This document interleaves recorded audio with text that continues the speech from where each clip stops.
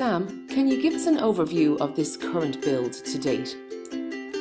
Well, fortunately, the client here, Sharon, we knew her through her sister. We built a similar project for our sister, but this was unique in the sense whereas our sister had a side entrance, our sister had, you know, a couple of things that we don't have here. Right. So we needed to be creative here in the sense that we weren't allowed to skip outside the house.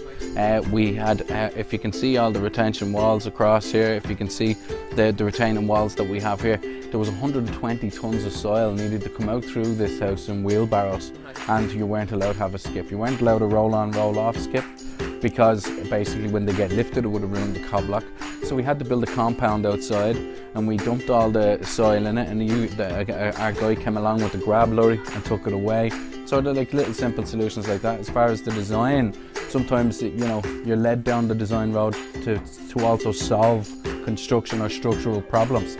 You know, with this house in particular, we have a different wall build up than our sister's house. Our sister's house had the opposite problem. It was 45-degree angle down to the back of the garden. This was the other way. It was going up, so we had to dig in. It was a bit of a grand designs actually, you know. So we had the excavate right in. Then we have to worry about all the water and the retention and all that considered takes a toll on the design. But also in here, what we wanted to do was give the idea of space. So we put a vaulted ceiling, which is very popular, and especially in granny flats and stuff like that. But as well as that, with a big extension, it's very popular because the natural light that you garner. We're going to put some roof lights in, you know, when you see the finished project, you know what I mean. The vaulted ceiling gives the illusion of space, more space than there is. It is space, it's not an illusion, but it gives the illusion of more space because the ceiling comes all the way up. This is a mid-terrace 4-bedroom house already, okay?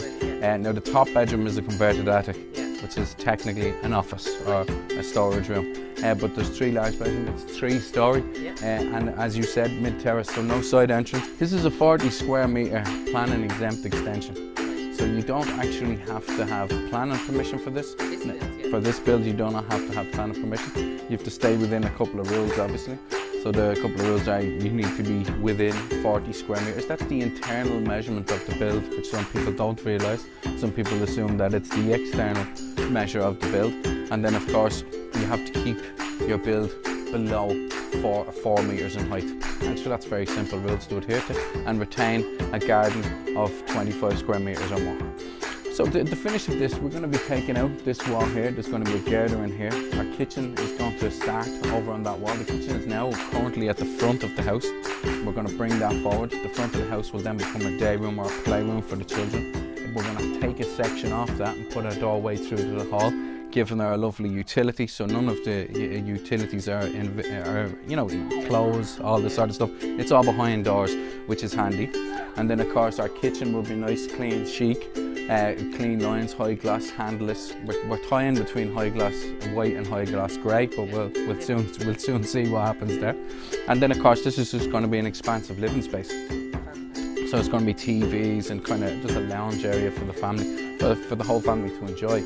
We'll use panoramic floorboards all the way through, so when you stand at the front door you can see right through to the back wall if you wished. You know, there's going to be a pair of sliders here at the back as well, bringing in loads of natural light. And then of course we're going to have Velux windows as large as structurally viable on either side, bringing in loads of natural light.